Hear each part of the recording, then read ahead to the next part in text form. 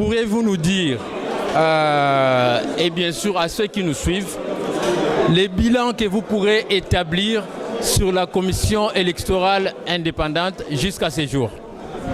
Merci pour cette interview. Les débats étaient vifs, vous l'avez suivi.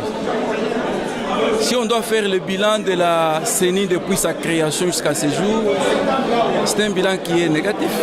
On doit le dire à haute voix. La CENI était censée être une institution d'appui à la démocratie, un organe neutre et impartial dans l'organisation et la gestion des élections en RDC. On a vu ce qui s'est passé en 2006, ce qui s'est passé en 2011 et ce qui s'est passé en 2018.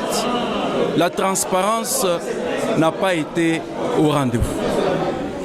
Je pense que l'heure est venue pour faire le bilan de ce qui s'est passé et se poser les bonnes questions. Aujourd'hui, il faut réformer la CENI. Il faut la réformer en profondeur. Les Congolais ont besoin d'avoir des élections où ils votent et décident, et non pas des élections où ils votent mais ne décident pas. C'est ce qu'on a parlé aujourd'hui. On doit revoir la composition de la CENI, on doit revoir la loi électorale elle-même pour qu'un jour au Congo, on puisse avoir des élections qui sont réellement crédibles et transparentes. Alors, la CENI est composée de 13 membres, 3 de la société civile et 10 des partis politiques. Alors, est-ce que vous pensez que cette composition est la principale cause de l'impartialité de cette structure ou il y a d'autres causes qui peuvent exister? C'est une des causes et n'est pas la seule cause de ce qui se passe. Dans sa composition actuelle, la CENI a 13 membres. Parmi les 13 membres, il y a 3 qui viennent de la société civile et 10 qui sont les représentants des partis politiques. On comprend déjà que la composition est majoritairement politique. Donc, comment est-ce qu'on peut avoir une CENI neutre et impartiale quand sa composition est majoritairement politique? Il y a aussi le problème de la désignation du président de la CENI par les confessions religieuses.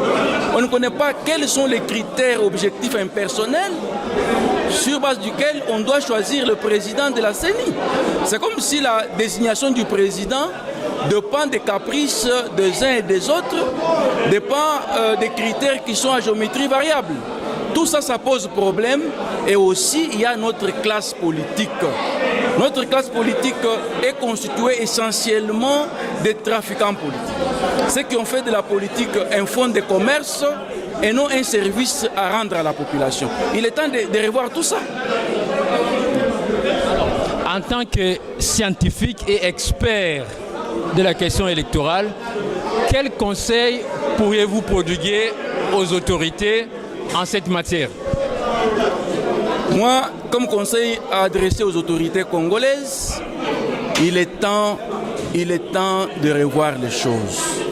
Il est temps de réformer notre système électoral. Les choses ne marchent pas bien. D'ailleurs, on l'a vu, les contestations qu'on a vues dans les rues de Kinshasa et partout ailleurs. On doit revoir le système électoral. Les élections, c'est un moyen qui permet au peuple de s'exprimer.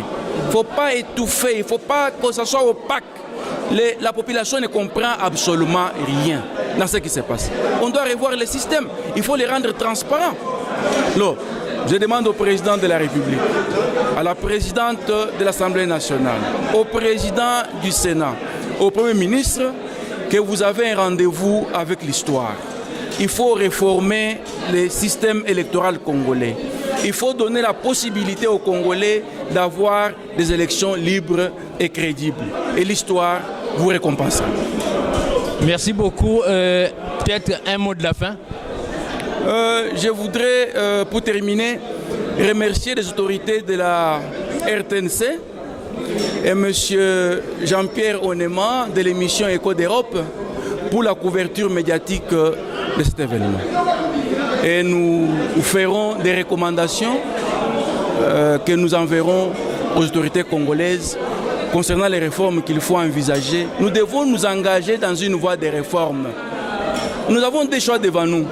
Soit on garde le système tel qu'il est et on va tout droit aux crises à répétition, Soit on change les choses pour avoir une paix durable et des élections crédibles au Congo demain. Merci beaucoup. Merci beaucoup.